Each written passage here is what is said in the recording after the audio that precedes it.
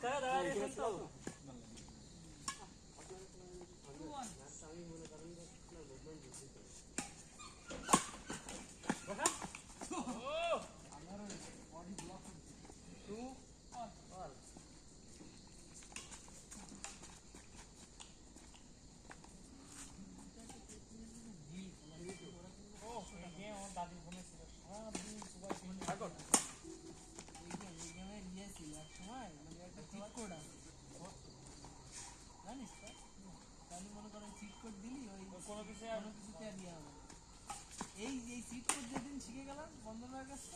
তারপরে তো এই গেম আর ভালো লাগে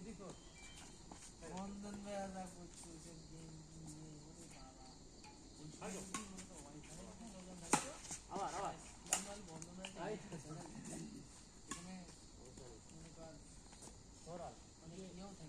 তোমরা তো মনে হয় যে একদিন ছিলে মনে হয় যে ধ্রুব ঢাকাতে আসলি ধ্রুব বন্ধন থেকে এরা এই গেম খেলতো হ্যাঁ আমি আর মনে করো ওরাল